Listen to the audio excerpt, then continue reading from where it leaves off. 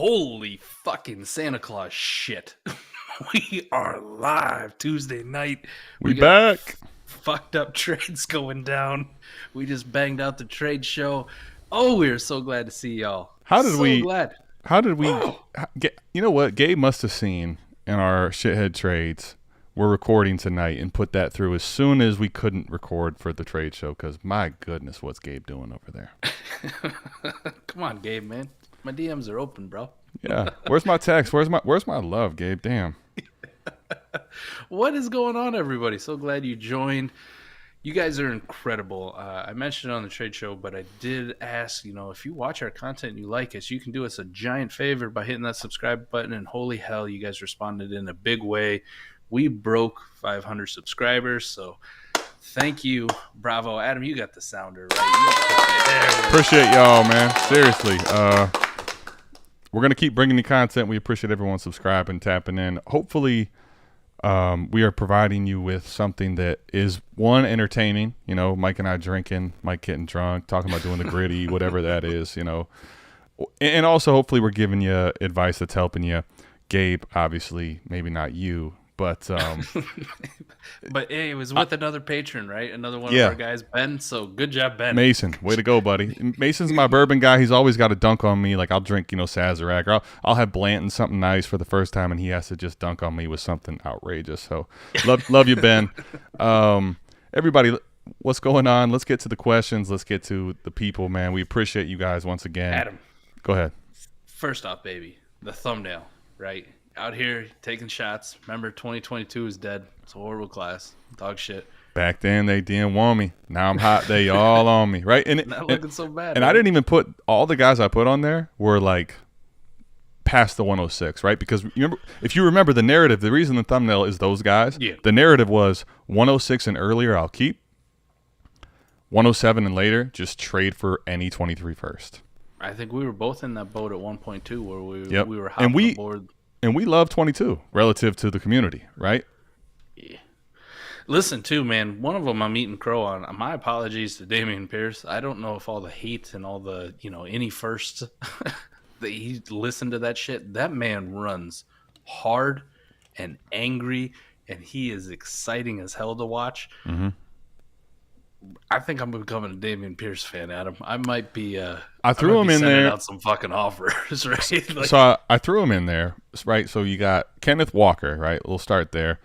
He's somebody you and I were one of the only ones that felt really in on Kenneth Walker. I'm not saying there weren't people out there that were high on him. I know there were people out there that were staunch believers in Walker, but it was by far the minority, right? And most people would say, take all the receivers and then take Walker and then take Pickett,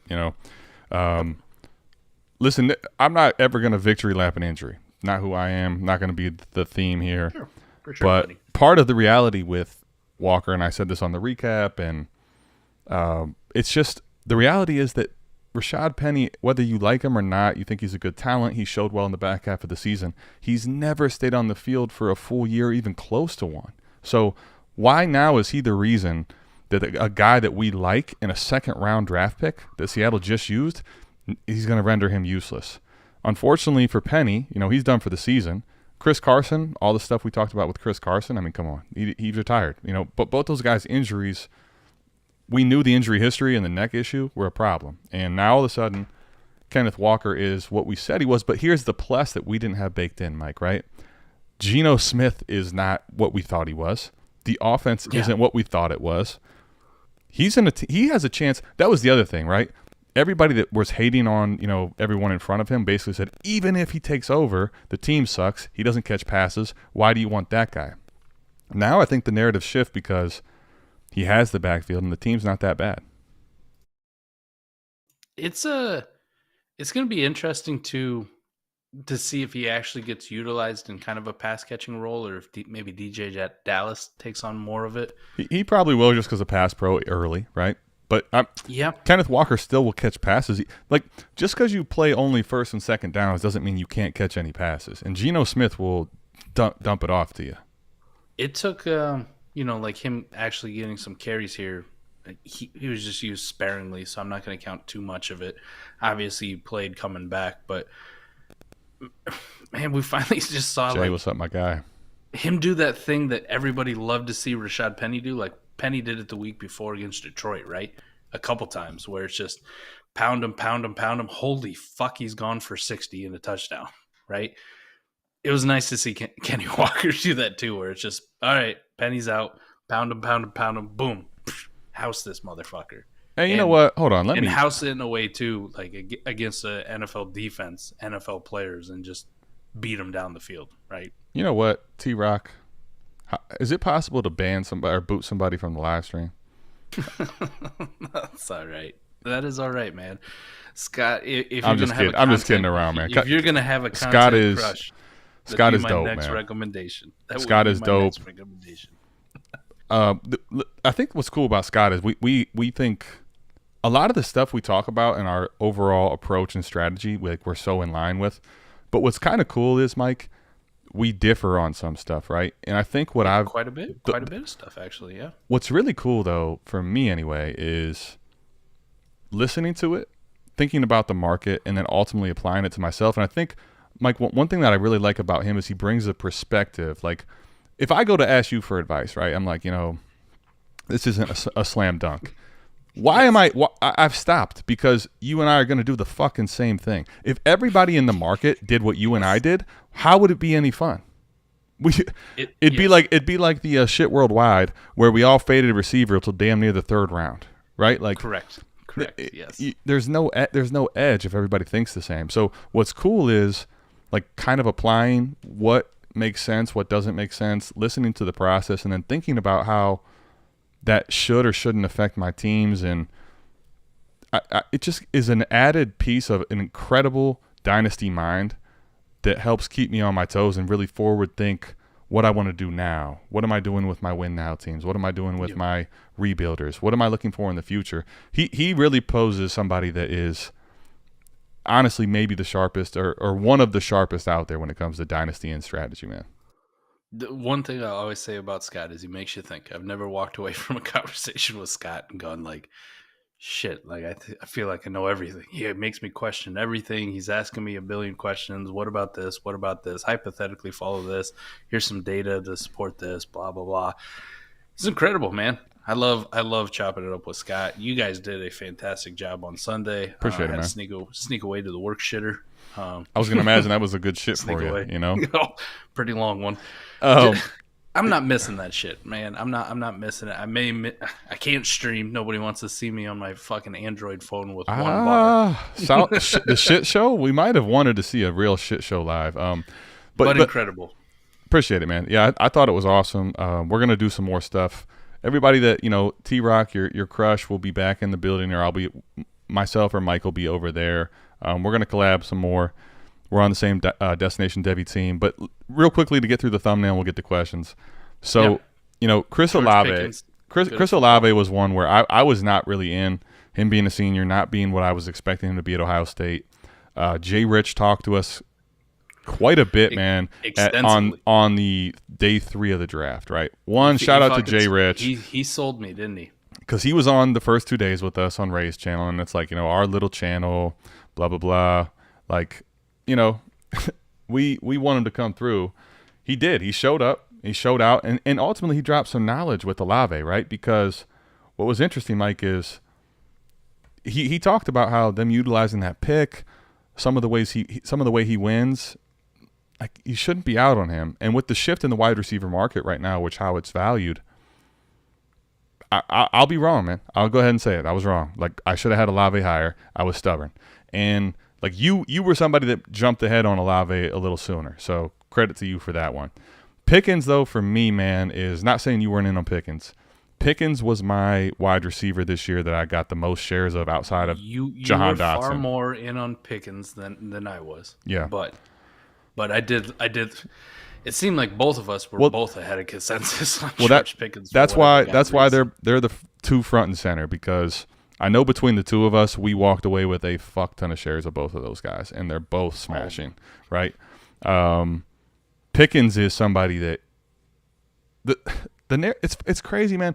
I think what's cool about doing content and being so tapped in is helping everybody here, right? Everyone that's asking questions, keep asking them. Love to help you guys, but I get to I have to stay so tapped into what's actually happening live time. And it was just so funny to me how Pickens was the number one receiver and possibly player in the class. He gets hurt.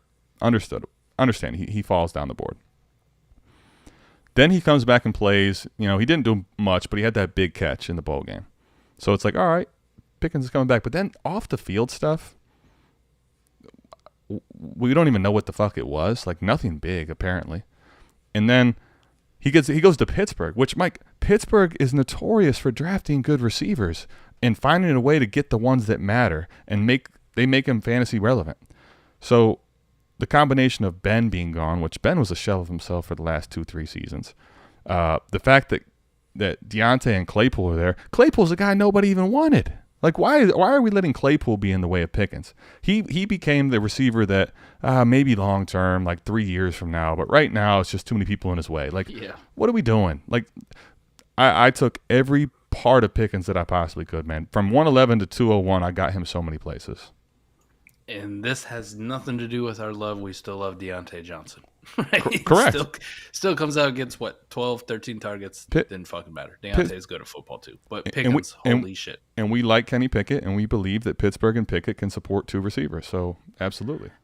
I'm just hoping for Najee's sake, Kenny Pickett's sake, Pickens, Deontay, etc., that Pittsburgh does the smart thing, which a lot of teams haven't, and invest in their fucking offensive line next year. You know what I mean? Like, really make an investment, whether that's through free agency, draft capital, etc. Because I think this could be a very good offense in 2023. Like, we've kind of seen some signs with Kenny Pickett being in there so far through 2 weeks, right, a week and a half. It looks good, man. You got weapons. If we're talking whether or not Claypool's back next year doesn't really matter. No. We haven't seen anything. Calvin Austin's been on IR, but again, like a lot of like draft pundits kind of liked Calvin Austin, and to see him go in the 4th round, we haven't really seen him. He could really fill that role as that number 3 like field stretcher, really deep down the field, with Deontay being the kind of the separator, George Pickens being that alpha presence, that physical nature. It doesn't matter if any fucking route, it feels like George Pickens is always on there putting a corner on his ass. So physicality not lacking with GP. And then Najee, we know, is fucking talented. Like, I do it all back. That offensive line sucks so bad. Well, that offensive line's horrible. 3 things quickly. One, offensive line is horrible, but they're 1-4 for the first time ever with Tomlin. And even as good of a coach as he is, I don't see him getting back to 500. I think they have the first losing season, which puts them in a good position to get offensive linemen, first and second round. Secondly, Pat Freiermuth. Really hate to see him get another concussion, man, because this is a guy, as the concussions are becoming a focal point of like an issue and pay attention, this is a guy that has an issue with concussions. We knew that was the one thing with him. That was literally the one thing, Mike, for me that was concerning. Nothing about his play. And I think Jeff Mueller, if I'm not mistaken, the injury guy at Destination Dev, who you guys should check out, didn't he tweet something? This is like his 3rd concussion in 12 months. That's what I was just going to say. Well, I didn't even know he tweeted that, but that is because he had 2 last year, right? Oh, man. And Mike, that was where like people I don't think realized 1 last year is not a big deal. But there's something about the concussion. I don't know enough about it. We need Jeff for this. But like if you're somebody that is constantly playing football and getting more concussions in their quickly timeline, like it means that you basically had too many, and rattling your head is going to cause another one. He is, man, talented kid, like what I've seen, but this has my long-term and short-term very, very scared of him. Final thing is Big Ben. What's crazy is you're worried about them losing Big Ben. What also happens is now, why can't Pickett favor Pickens?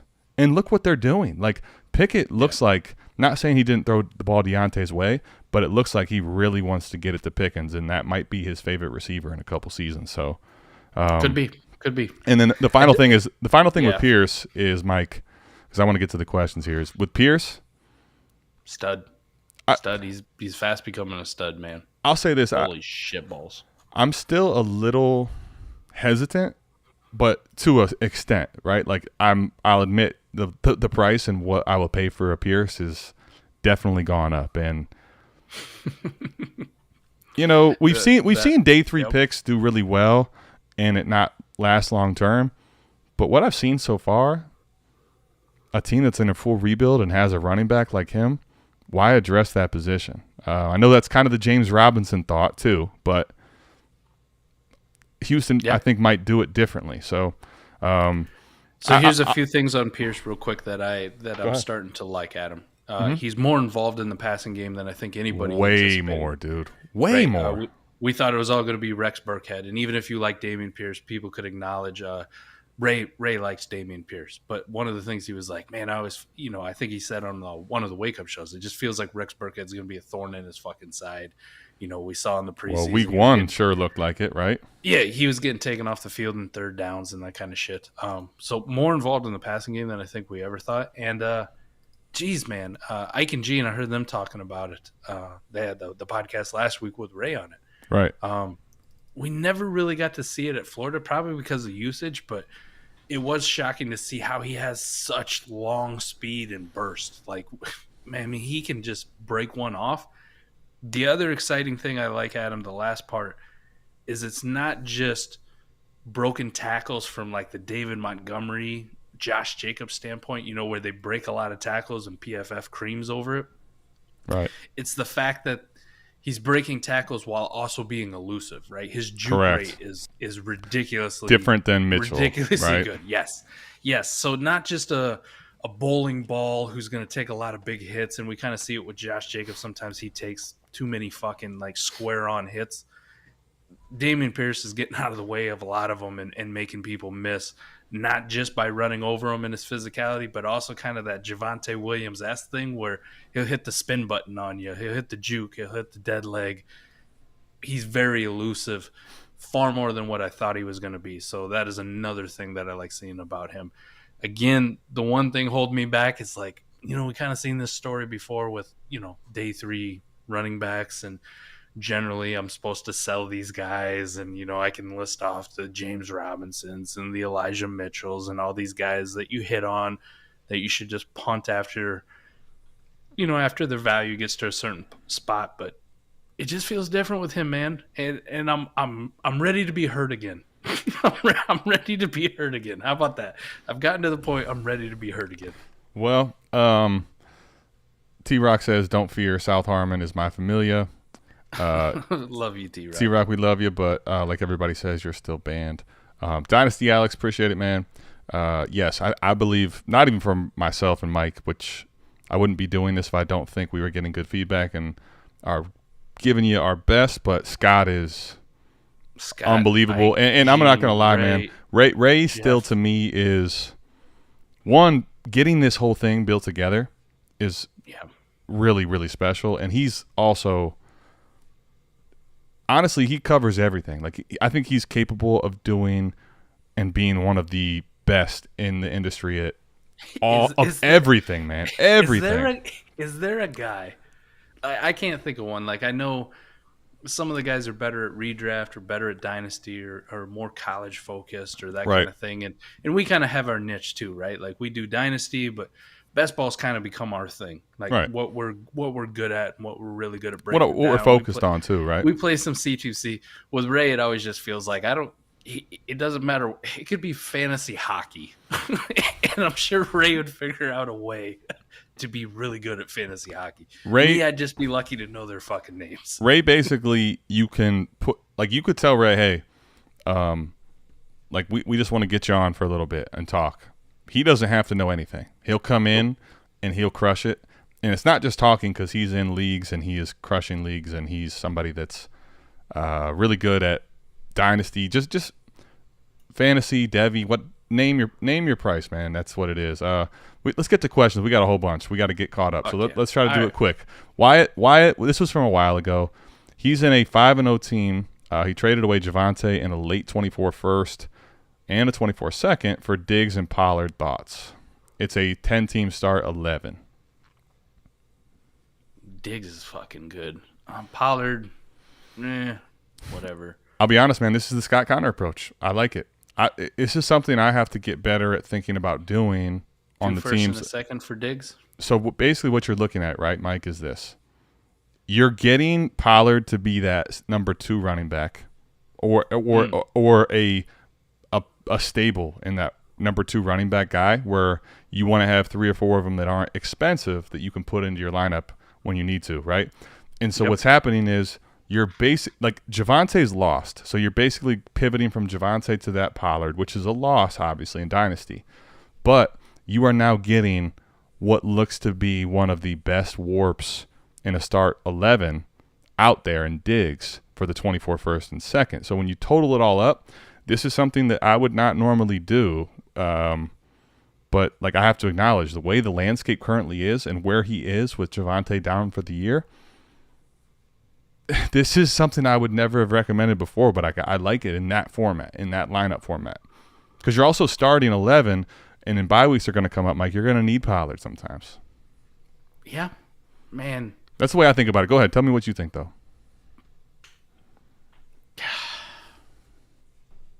I gotta agree with you, man. I gotta agree with you. I wouldn't. The more and more I listen to Scott, the more and more, especially in lineup, he's starting to convince me. It makes more sense, right? Especially I kind of look at the Pollard and I go, whatever. But you think about it, Adam. If Zeke goes down at any point or misses a game, right? And we know he's got a concussion or he's got a hamstring or he's out with, the diarrhea for the week, whatever the fucking case may be. Tony Pollard becomes a must start all over the place. There isn't a fucking person who wouldn't start Tony Pollard the week they know Zeke's out, right? You just bought a running back week for a guy that not going to give you any weeks, right? He's on injured reserve, and you pick up Stephon Diggs. Well, you pick up a game-changing warp receiver.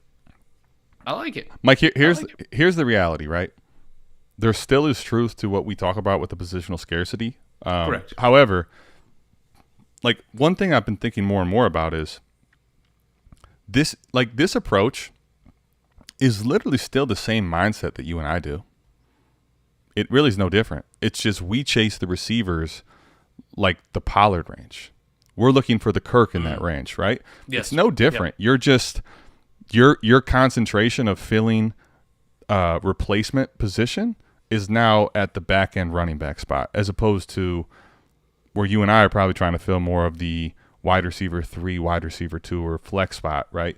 With a wide receiver that we are hoping to hit on later. So it's the same mindset still, honestly. It's just, it's weird for us because of the positional scarcity. We've not really been wanting to go wide receivers too much early. Let's get into some of these other questions, man.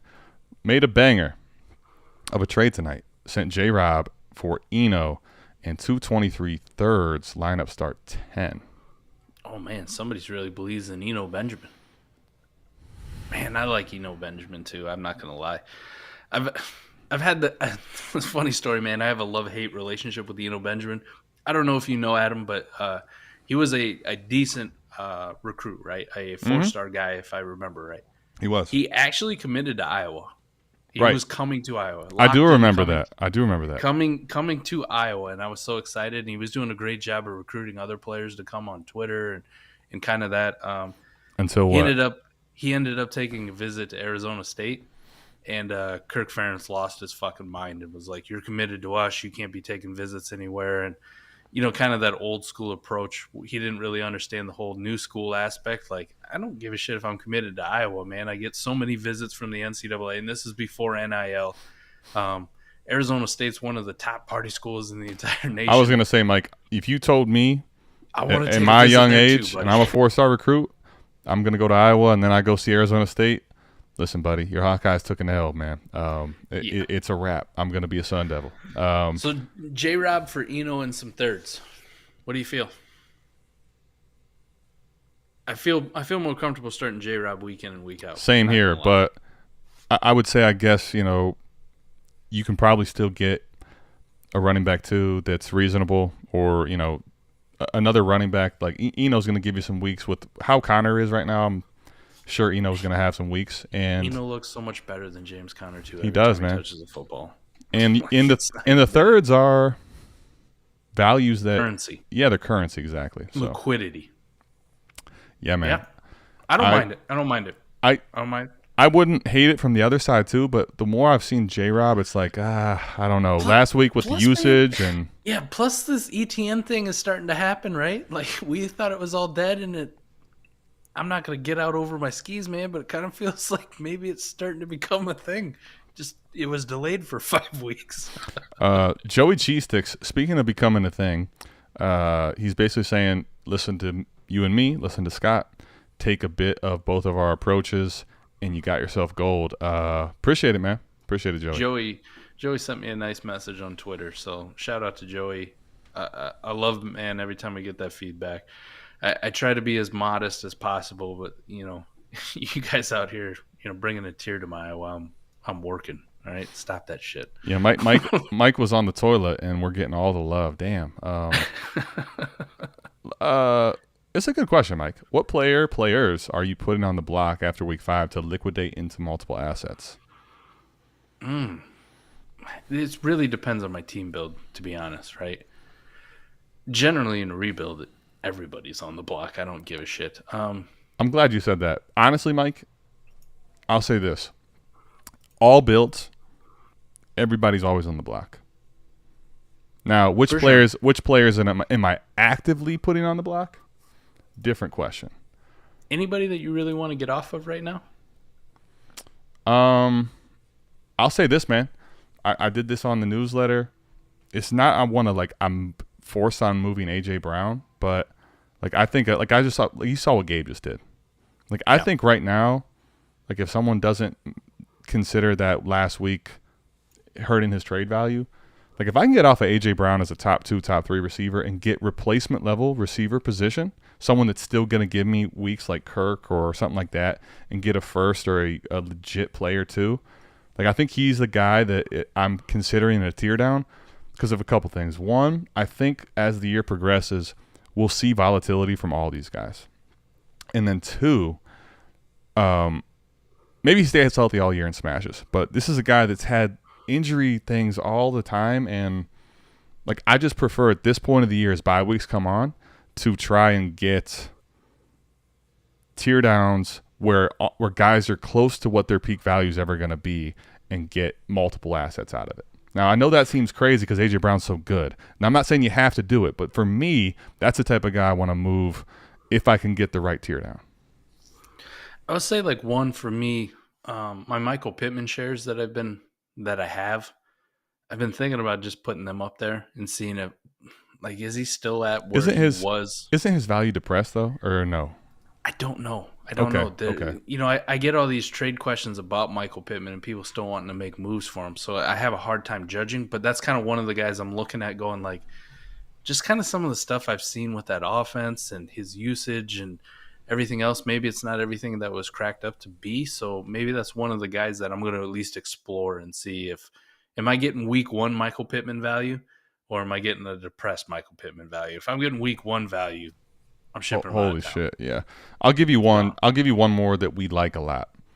There is one more for me. It's actually George Pickens because I think he's going to get back to that range of being hyper valuable by the Dynasty community that is chasing a wide receiver warp advantage from a young guy like him. And I'm not saying I don't like him, but Mike, it's 2 parts. Why him? One, I think he might be getting overpriced. Even if you don't believe he's overpriced, that's fine. But for me personally, I'm overexposed. So why not get off of 2, 3 shares at a point where I think is getting back to maybe a little overhyped again? I don't hate that at all. I don't hate that at all. Some of these running backs, man, if you've been holding on to them on your rebuilders or you're not really a contender, it's kind of been a good last couple of weeks for you to get off some of these older assets, right? The Nick Chubbs of the world, the Austin Ecklers, the Derrick Henrys, right?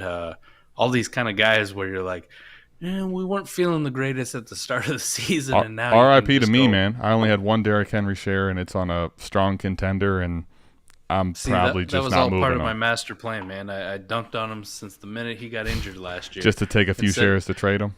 You jackass. To take all the shares. Actually, I'm not trading a single one because he's on contenders all over the fucking place. So we're good. Here's a good question. Smitty or Pickens rest of the season? Smitty still, for me. Rest of season, Smitty. I think Dynasty, Mike, I might be putting Pickens in the discussion and possibly slightly over Smith. Okay, my Eagles bias is still going to tell you to fuck off. No, hey, that's cool. I like it. I like it. We need to have some differences. All right, this will be a good one. Yeah, I think for this year, any contender, any redraft team, I want Smitty by far. Okay. I think that there's a reality though that Pickens could become a very big difference maker in Dynasty. Yes. Okay. But to answer the rest of the season, it's Smith for me. No question. All right, we got some people in the building. We have to come back to this one at some point, right? I like it. What up, Geno? If we didn't have a bunch of questions, man, I'd holler at you now. But what's good, Gene? My guy. We got fucking Barry's in the building. We got everybody in here, man. What's going on, everybody? We're trying to catch up on questions. We're not ignoring you. We're going to get to all the questions. When Scott and I were on, we were talking so much strategy, we didn't get the questions. I promise we'll get all your questions answered before we get out of here. That's my guarantee. Mike might hate me for it, but we're going to do it. Let's get to questions. I got all night, buddy. 12 teams, Superflex, start 9. Dalvin Cook or a 23 first, second, and Zamir White. Mike. Zamir White really ain't doing anything for me, not going to lie. How great was it to see Jacobs get all that work yesterday? Man, I like Josh Jacobs. I know Jeff and I went back and forth a little bit in Heisman. I don't know if you caught that. You're also not feeling like you're getting dunked on because Miles Sanders is doing something too. Mike's living the best of both worlds right now. Let's go. No, I don't know if you remember back, but I had to link him the podcast when we had Nick Ercolano on. Right, and I'm sitting there doing my damnedest. Right? I'm doing my damnedest to sell Nick on Josh Jacobs, so it's good to see that come to fruition. He liked it too. He liked the take, man. Adam, I will say this: if I'm in a rebuilder or 2 years out, I will go ahead and I'll take my first, the second, and Zamir White. If I'm in any type of contention right now, I can't take a 23 first, 23 second, and Zamir White for Dalvin Cook. Running back landscape the way it is. We finally started to see Dalvin Cook start to do some. Dalvin Cook start to cook. I wish Russ would start to cook. It's good. Ryan, Dalvin if you're still with us, I know Ryan said he might not even be able to get through it. Congrats to Ryan. He is a newborn at the crib. So he's with us. Ryan, if you're still here listening, this is what I would say, man. Mike, let me tell you what I think here. Okay. Contender. If you want to stay with Dalvin Cook, I understand. I would say, though, this might be the spot where it depends what your roster construction is. It's start 9, right? So in start 9, what do we know about that setup? You need studs. Like right. In start 9, if you have 2 stud quarterbacks, though, that means a shit ton, right? Like that's where you win in start 9 is your 2 quarterbacks are advantages, and then everybody's playing catch up on the other 7 positions. So if your wide receiver room's really good too, you're actually probably in a position where you could do the hero RB if you had other running backs and you could still backfill and have these liquidated assets to get into other positions. So like even on a contender, here's the thing. I would only do this on a contender if you're actually built correctly. Like if you're built with a lot of depth. I understand just saying Dalvin Cook is injury prone. He's older. I'm going to take these assets. But if you're not built right and you're a contender, I want Dalvin Cook easily. And I will say this, Mike, in a rebuild on a start 9, I will absolutely take that other side every fucking time. I mean, what is Zamir White in a start 9 though? Like, you know what he is? I'll tell you what he is. He is a guy that if Josh Jacobs gets an injury, you can sell for a profit. That's it. Could you, or is it going to be Brandon Bolden? Well, no. I'm just saying Zamir White at this point is a throw-in in this deal. Like you're getting him for free. If Josh Jacobs gets hurt, you could probably sell him for a third. Okay. Do you agree or no? Yeah.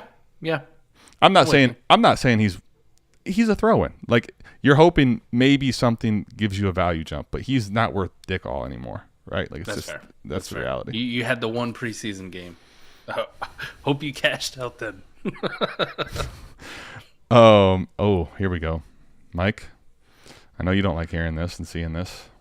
This hurts my soul. I'm not quitting him. Not quitting Terry. Baby, don't hurt me.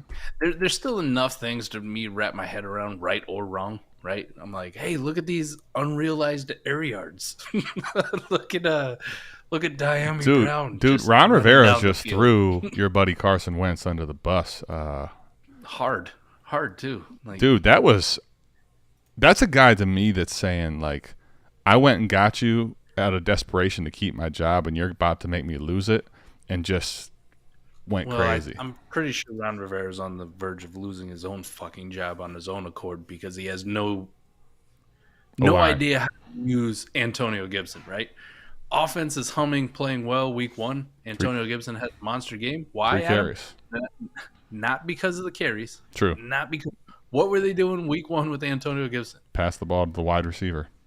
Oh my God! Who the fuck knew that if you take a guy like did y'all Antonio know Gibson, Antonio Gibson was a wide receiver? I know you did. knew? And actually put him on corner routes out of the backfield. But what are we doing with him though? Motion him out. McLaurin. I'm still holding, man. I still like Terry. Please just fucking fire Ron Rivera, please. I think you're forced to hold. Like, you want to sell it at a loss right now? well, what are you going to sell for? That's the question. You get a first, maybe. If you can get a first, if you can get a first from McLaurin, I'd be fine. I think I'd still probably for myself hold a lot of times for a first, but I don't even think many people are going to give you a first right now. I mean, if I really look at it, he just missed, from a best ball perspective, if I talk about that, Adam, he's almost had 3 consistent weeks out of 5, right? 27, 24, and 27. Let me say I would take a first in lineup. In best ball, I'm not going to take just a single first. Man, it sucks. I could see if you cashed out right now for a first in lineup. Don't do it in best ball for sure. Agreed. We're on the same page. Rosa he's gonna have a week where he kills it, and then everybody's like, "Fucking see." I don't know whether that's right or not. At least if I put some of my love aside and you're not in on Terry, wait for that week. I'll tell you why. I'll say this, man, and this is why it's different for me. I've been thinking a lot more about the differences, and we know them. I play in lineup leagues. I got, I think, 6 or 5 lineup leagues. But here's what I'll say. I have him in a lineup league, Mike, and the more I thought about it, here's the problem with keeping McLaurin versus that first. One, I don't know how many people will pay it, but if you keep McLaurin, like right now, McLaurin, until he has that pop week, Mike, is actually hurting you in lineup. Yeah. Because you keep putting him in because it's Terry McLaurin, and he keeps giving you consistent weeks in best ball, but you need probably in start 9 or start 10 a better week out of McLaurin to win a week.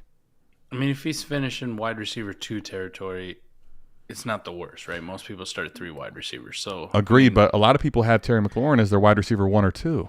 Yes, that's the problem. You know, so that's the shitty part. But if you did a good job with roster construction, maybe you got an Amon-Ra St. Brown too. So correct. Well, that's where it's just tough. You're like, Amon-Ra's my wide receiver 3 or 4. Well, surprise, bitch, he's actually your wide receiver 1. Rojo, we've talked at length about this is why JMO for us was a fade. Yes. I, as far as I know, we don't have any clarity. Mike, do you know anything? No, I haven't heard anything about how he's progressing, when he's going to be back, if it's looking good. Either way, man, I didn't want a whole lot to do with Jameson Williams, especially where people were valuing him, because of this exact reason, right? We're in week, we just finished up week 5. We're going into week 6, Adam. Bye weeks are starting. People he's out of sight, out of mind, right? He's been 0. He's been on the bench. We don't have a lot of news. And who would have knew all these receivers in 22 look good, too? You see all these other guys, right? Olave, Dotson, Pickens, right? All with the opportunity to put shit on wax onto the field. Like, Adam, right now, if I told you you could trade George Pickens for Jameson Williams, you're going to ask for more on the Jameson Williams coming back. And pretty much everybody's going to. No, this is why we did. This is why we faded him. Over the summer, they told you you're fucking insane. That's never going to happen. Here's the thing, right? If you gave me a plus with Jameson Williams and I'm rebuilding, I'm in, right, for Pickens. Yes. Yeah. By the way, I'm looking at something that was 6 days ago that is saying that Detroit Lions still looking at a while, in quotes, before Jameson Williams ready to play. I mean, he hurt that shit late, man, and he's a high pick for them. Yes. They're not going to rush him, I don't think, man. Just not going to happen. So, Rojo Fish, I don't have a real answer, but I think it's still several weeks out. Listen, the other guys coming off the ACL like haven't been that inspiring, right? Michael Gallup had a couple moments, but as far as like actual fantasy production, hasn't really done shit that's meant anything to you. T-Rock has something to say to you. Chris Godwin, right? Like, he hasn't even gotten you a startable week. Let that sink in. Right. He came back too early, looked good for a little bit. Now he's been back for, a couple weeks now, and nothing. So, okay. I think Kirk is going to fall out of the top 12. Oh, my God. Talking that shit. With this fucking guy. T-Rock, I love you, buddy. Just keep coming back for the entertainment alone. We need you. We need the questions. We need it all. Zane Wee, where are we ranking Geno Smith rest of the season? I like this question. This is probably one of the more difficult questions. In Superflex lineup, where does he fall into the streaming conversation aside from Allen, Hurts, Mahomes, Lamar? I'd consider Geno over any others. Matchup dependent, of course. Damn. That's spicy. I can't do that. I can't. That's bold. I feel like we're that's missing also a lot of good guys. I think what he's saying, though, is that none of the guys below him, he's locked into starting week in and week out ahead of Geno. I think is more what he's saying. I saw somebody put him on the block today asking for a first, and I had to That's question never happening, period. No. Come on. Dynasty, but this is rest of the season question, right? So I don't know, rest of the season, man. I would say I'm going to go in that like QB 12 to 15 range. I feel like that's kind of a good spot for him. But it feels like there's about 5 guys in that spot, right? You put Aaron Rodgers in there. You can put Matthew Stafford, even though he's been playing like shit.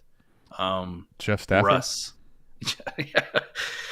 It's Well, here's what I would like to say, though. You gotta. Can I say this? Can I say yes? Right? Can I say this? Because go ahead. This is big to think about. Okay, week 1, what happens? The whole story is Russell Wilson's back in Seattle, right? Yeah. So, like, I think Geno was afterthought, but that was a low-scoring game. Pete Carroll really slowed the game down. It was a low overall possessions and plays ran. Traditional Pete Carroll bullshit. Okay, so then think about it from this perspective, right? Week 2, they play a divisional team, the Niners. They get crushed. He doesn't do shit. A very good defense. And then what have we looked at, Mike? The last 3 games, Atlanta, Detroit, and New Orleans. Yes. So 1, the weather is going to change. 2, there are going to be better opponents on the defensive side of the ball ahead. So I'll be honest, man. Like, to me, if I can get him on a cheap in best ball or something, like, I'm all in. If I can buy for a second round pick, you probably still have to send. In best ball, I'd probably still do it on a strong contender. But rest of the season, Mike, I think he's still going to be more towards the 20 for me. Now, week in and week out, to Zane's point, that's fair. Week in and week out, I may totally change. He might be closer to 12 or 10. But I think rest of the season as a whole, he's more like 20-ish for me. So he gets Arizona this week, Los Angeles Chargers the following week, and then the Giants, and then Arizona again.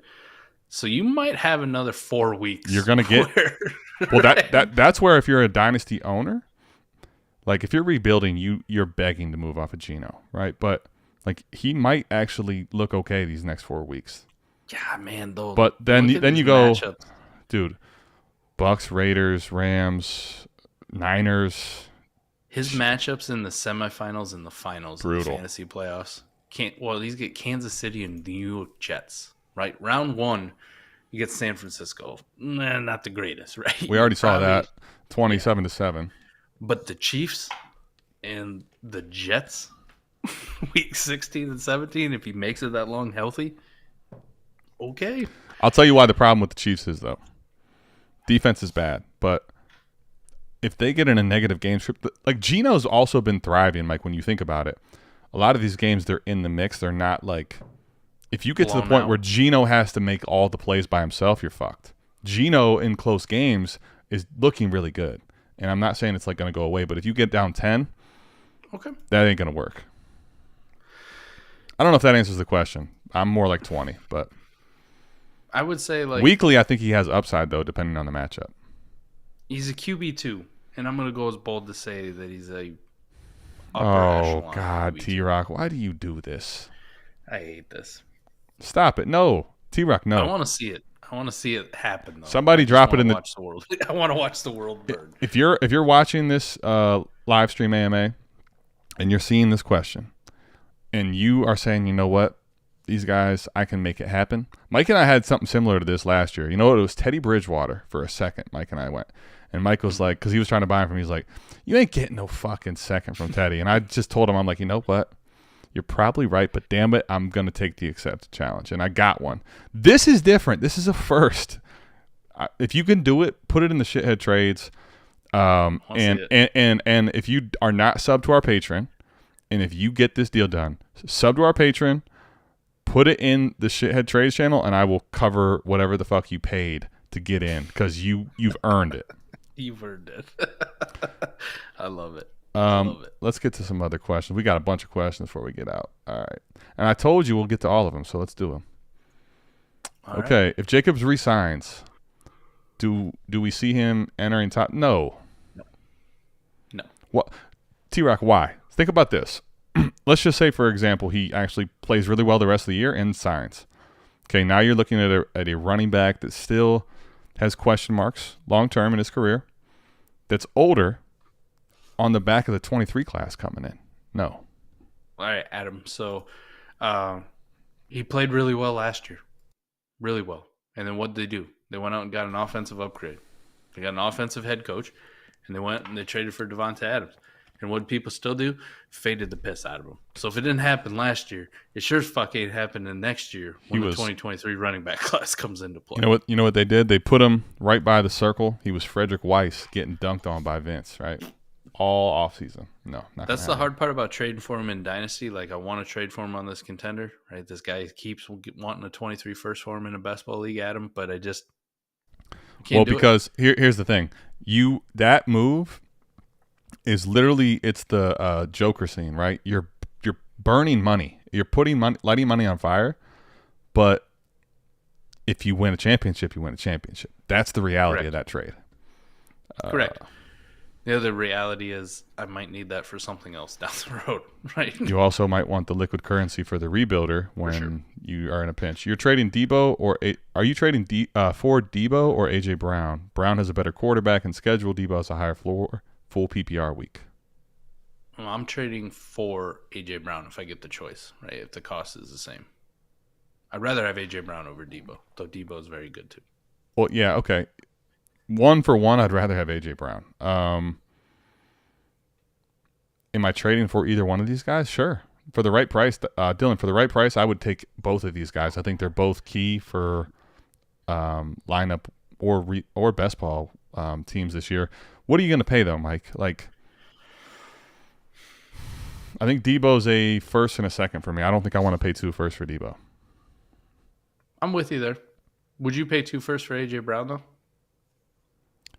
I have a hard time paying 2 liquid firsts for 1 receiver, but it's ridiculous. He's see, this is why I just said I want to sell him, right? Because I can probably get a tier down where I get a good receiver back that can give me similar points per game and a first or a different player I can put in my lineup. What I can't do though is, I can't get 2 firsts with AJ Brown. The problem is this: it puts you in such a position of you're stuck. Like it's such a rigid move because AJ Brown has to hit all his peaks. He has to ball out. You have to win, and you have to have nothing else to the rest of your roster happen to where now those firsts get pushed up to be earlier. You're gonna hate the trade. Yeah. If you told me my team's unbelievably good, like, I'd probably consider it, but typically I don't like to do that still. I'm taking AJ Brown though, straight up to the original part of it. Oh yeah, AJ Brown or Deebo Samuel. It's AJ Brown for sure. There we go. Leave it to Mike to get caught up to throw up. we must be behind. That was a while ago. All right, so here we go. Alec Pierce and Duvernay or Christian Watson and a 23 third. What? Watson in the third. I was gonna say, like, I like Pierce, Watson but in third. because it's lineup, I want Watson in the third. If you told me this was best ball, I would take Alec Pierce and Duvernay. I'm with you there. That makes more sense. Yeah, I'd do that in a best ball where I'd down tier. Though I wouldn't give you a third either. Like, I'd try you. not to, but if you told me like I get Duvernay still, Yeah, like with Bateman's injury and him having pop weeks potentially still. Yeah. All right, T-Rock wants to know how hyped we are if Buffalo gets to acquire That would be CMC. fucking over the moon. I was praying That'd that be they awesome. traded for Saquon Barkley last year. You know what would be never crazy happened. about that though? James Cook, R.I.P. R.I.P. Yeah, but Chris McCaffrey gets hurt all the time, so True, but if McCaffrey gets hurt all the time, then isn't it back to Devin Singletary and what they have now? they're gonna send Devin Singletary. He's in the trade. All right, fair. Come on, man, work with me here. All right, Fuck out of town. good question. Good question. You gotta sell. We did it on the trade show last week where we covered the one in my best ball league. Me and Adam. Like, I'm just kind of stuck. I got to do it. I think here You got to try to do something. I don't want to spoil 4D. Ryan, we'll talk about this in 4D, which we're going to record later tonight and will be out Friday. I think it depends on the format and what also, not just the format, what you're going to get in return. Like, I'm not going to just light Javonte Williams on fire for something that doesn't help me win. But For sure. you're going to explore everything you can. If you can move him for would you do it for Christian Kirk straight up, Mike? Javonte for Christian Kirk straight up? Fuck yes. Yes, I'd do that. I think that's my floor, though. Like, that type of a receiver, I would do it for. Like, if you start telling me I got to go to receiver lower than that, I'm good. Fair enough. Now, you have to try to explore trades all the way until the deadline or the whole time. But, like, I'm not going to just move him right now to get something that doesn't actually help me win all that much. You know what I mean? Yeah. Yeah. Let's see. That was not actually a question. Okay, here we go. Shoko, I think you might be new to the show. What's going on? How are we feeling about Ramrod? Ooh, if he shows up with an easy next few games, are we looking to flip before Harris comes back? Or could he be the guy in New England? I think people have been on this, like, could be the guy in New England. I think he's the guy when Dameon Harris is not playing. Is it possible that he plays really well and takes the backfield over, and then Harris comes back and is more of a 1B? He had those games though last year though. Too. I know. And I'm not saying yes. I'm just it asking. back to Dameon. Yeah. And Dameon does this too, like where he has monster fucking games, and then like Ramondre's still a thing the next week. So the one difference is Ramondre is better at, like, he can catch passes and be utilized that way. correct. I'm gonna say this, like, for roster construction points, and if you're in a lineup league, like, I think you just hold Ramondre and ride out this wave for what you paid. You know, could he be the guy when Harris comes back? I'm more with Mike. Like, I just don't trust Hoodie ever in that situation because he's always, like, just gone to random guys. And then the one time you're like, oh shit, he paid up for a running back, he spent a first. How'd that work out? Like, Bill is he's over just locking in on a running back. I just don't trust him. I don't think you're gonna get a first for him. There might be somebody out there though that looks at the age and goes like, maybe. You know what I mean? There might be some Ramondre. But what about this, man? If you got Ramondre on a contender, any type of contender, I'm gonna see like what the Josh Jacobs dude is thinking about. Like, what do I gotta add to Ramondre to get Jacobs? And if it's just something reasonable, like a third, late second, I would do that. In lineup, I would do that, yeah. I'm with you there. I think that'd be the play for me. I'm comfortable with that because you're not giving up a crazily good asset, and I think Jacobs is probably more week in and week out. What about if you reliable. wanted to go to somebody else that I think we like more, but has kind of been value depressed, and a guy like Joe Mixon? Dude, yes, for the right price, but Mike, that team has not looked good, man. Like, can we admit this? They have not looked good. The I'm not Ravens are a saying good defense, though, and they finally started to figure some shit out in the running game aspect. The I'm not offensive saying line is Mixon actually won't. making holes. I'm not saying Mixon doesn't have better days ahead, but here's what I will say, Mike. What do we know about last year? Like, we talked about this on the Nick pod at length, right? What? It wasn't any different in the usage than what it's always been for Joe Mixon. The reality of Joe Mixon is, I think he's a very good talent. I think he's a guy I like and want. But the reality is, if that offense is not good, Mike, and I mean good, like last year and scoring touchdowns, he's just the same. I feel you. So that's where, like, it depends on the cost. If you can, if I'm at the same price, if a second, yes, hell yes. Okay. I'm not going to a first or a really good player to do it. No, I'm not doing that. Yeah. I'm afraid of the situation, and Mixon is also getting older. So, like, I like Mixon, but if the offense looks like this, for me, for what? Like, it's hard to say that because I like Mixon, but it's just hard. What about Ramondre and a second for Kamara? I'm in. Or do you think, like, the Kamara buy window kind of slammed shut last week? Like, probably, but Jacobs also crushed it last week. Like, if you can get a second on Ramondre for those running backs that actually have, like, either good profiles or potential usage of real Jacobs, Kamara, Mixon, something, yeah, I'm in. I like it. All right, try something like that. It just make me feel better. Like, Ramondre could be a thing, but I think there's still enough, like, where I'm like, fuck, I don't know, man. It's hard to guess. Yeah. And I just really don't want to have the Patriots backfield because it just feels like a clusterfuck all the time. Well, that's the thing. I don't trust Hoodie for anything, man. Honestly. At least I know, like, people try to push all that right. narrative. No, here. T-Rock, here. No, stop. I'm going to tell you what the difference is. Darnold was a high. No. This is in regards to Geno. So he's asking if you can get a 24 first for Geno, and we told him no, you're not. It's not happening. Man. Well, here's the difference with Darnold, right? So I talked about this on the newsletter the one time where how Darnold was going for first. The difference is this. Darnold was believed to be a really good quarterback prospect that was in a bad situation.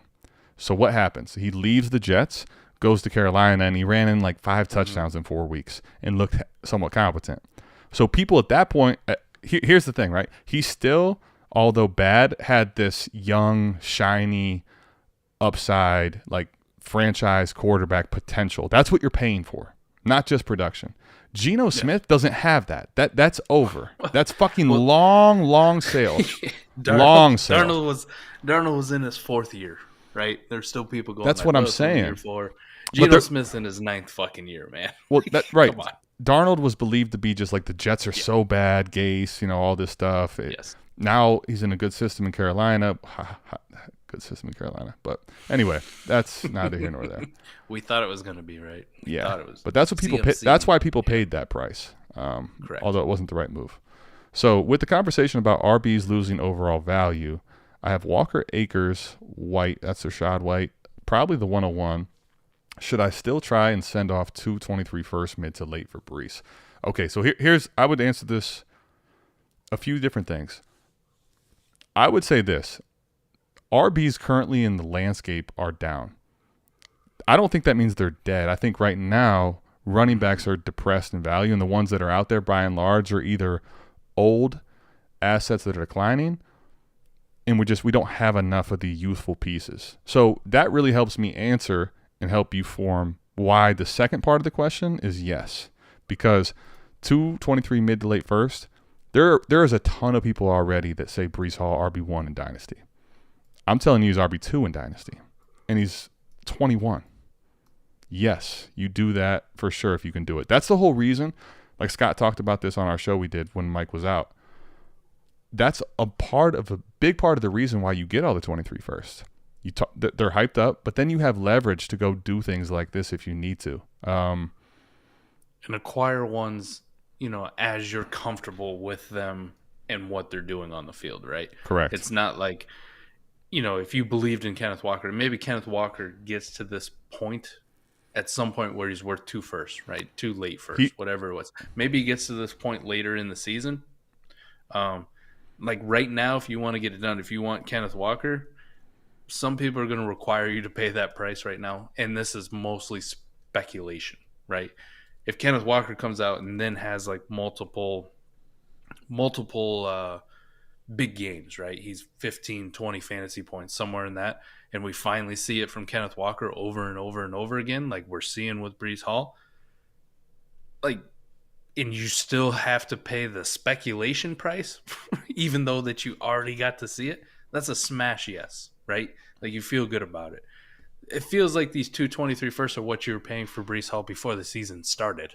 And now you're seeing him out here starting to put up monster weeks. Like, so they've done all the work of holding a potential bust or whatever it may be, and now you just get to come in and get all the benefits. So for me, yes, go ahead. Well, I think pay away. I think there's a couple things there. We got a bunch of questions. We've got to get out of here to do our 40 show here soon. And I told you we'll answer all of them, so damn it, we're going to do it. So with that being said, don't be dicks and throw 20 more questions in here. You can ask some questions if you have them. Just don't go crazy. With the conversation, so here's the thing, right?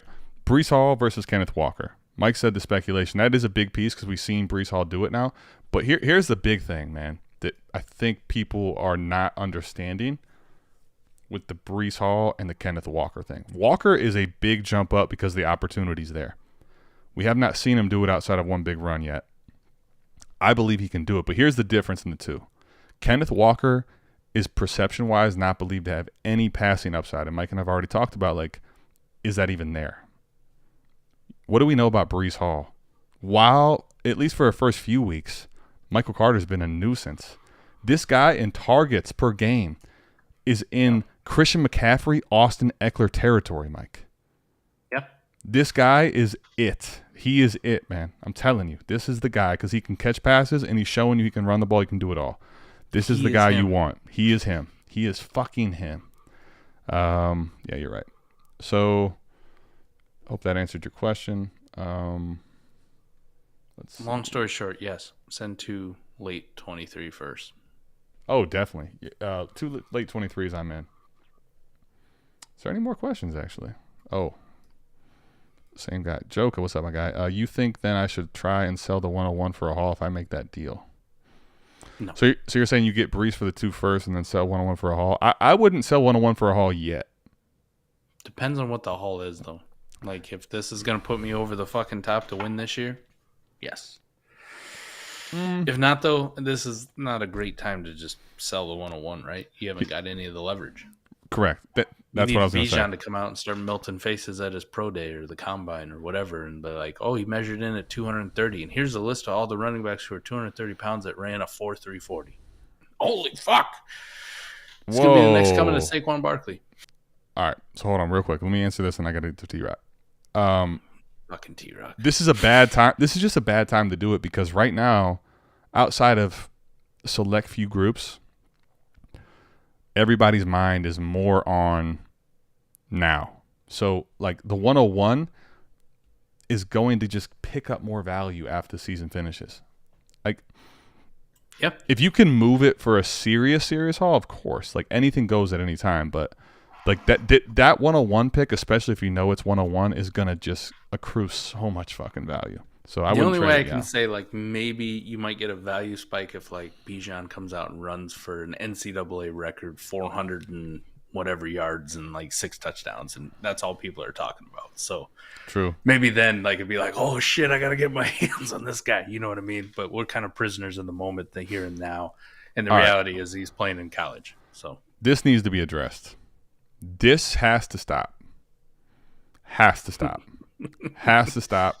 It's not just UT Rock. It's in general. Breece Hall. Now, if you put him in the 23 class, the reason he would lose value is because he's a senior now, right? He went back for the extra year. But if you if you could actually time travel, and Breece Hall as a early declare is in the 23 class, you're probably going to have Bijan go ahead of him because of this crazy tout, right? Yep. But everybody else is going behind Breece Hall, or Breece is in the mix of a Gibbs at minimum in a prospect profile. Now Gibbs, I might give you depending on what he would weigh in at the combine, right? If he comes in, but here's the thing, Mike. 200. If he comes in at like 200 pounds, right? Okay. Yeah, okay. At his size. No matter the Alabama pedigree from this year and He's whatever behind he does, Brees at 200. he's Right. behind Brees because what is Brees? A size, 3-down skill speed set. freak. And a 3-down skill set. A size, speed freak. So, Okay. but Well, Bijan would be the only one I could possibly give you that would be like, yes. Okay, but let's even say Jahmyr Gibbs checks in at 215. Cam Akers, Swift type thing. Right? Fuck, I wish Jahmyr Gibbs would check in at 215. 212. 212. I take that too. Okay. But my point is then, Mike, right? Why do you want him more? I wanted you to say that. Why do you want him more at 212 or 215, Gibbs over Brees? Why would I want Gibbs over Brees? Right. What would be the reasoning? Better competition, bigger school, bigger profile. If he was even relatively close to the same size, weight-wise, BMI as Brees. The one thing about Brees that I never understood, and I got to watch him a lot, fucking Iowa State guy. I live in Iowa. I may be an Iowa fan, but, we see a lot of Iowa State shit around here. Is as fast as he ran at the combine, you never really saw that on the field. There is no doubt that you can watch Jahmyr Gibbs and go, this motherfucker's fast. Okay. He's just fast. I mean, he's doing it in the SEC and running away from people.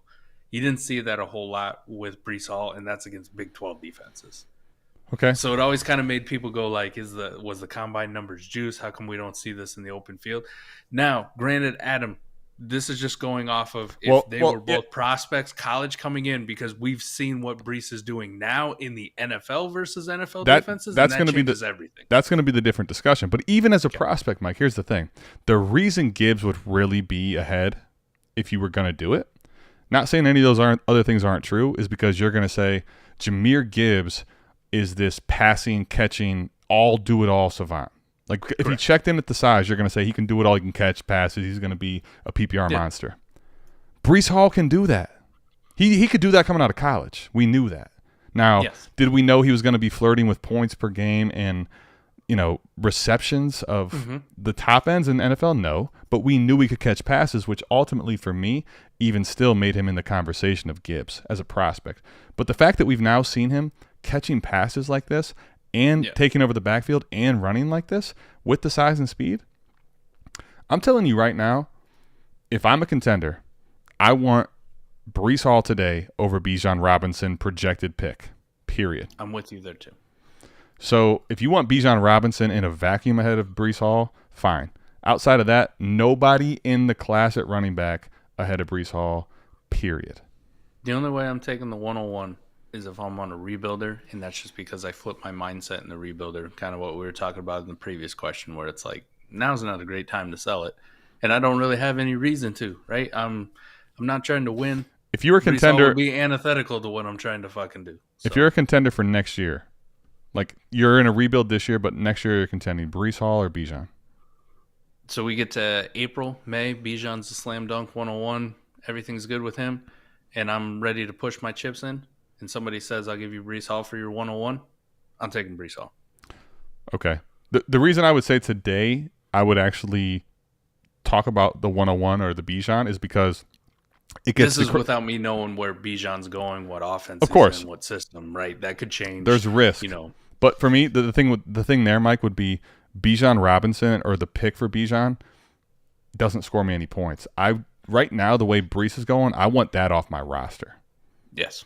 That's the only reason I would say then I would do Bijan. But outside of those couple scenarios, I have Brees on some rebuilders, and you best believe he's on the block. Yeah, and I'm looking. Yeah, so I think that's it. T-Rock, we can talk more at length about this later. Anybody else here? We appreciate you guys tapping in, man. Seriously, we're over 500 subs. We're gonna keep bringing content to YouTube. Mike and I are both getting into TikTok, which is very foreign for me, but it's fun. Content is just going to be something we keep doing. We keep getting good feedback from you guys. We have a lot of fun doing it, and you guys are telling us that we're helping you learn a lot of stuff and help win games, so we ain't going nowhere.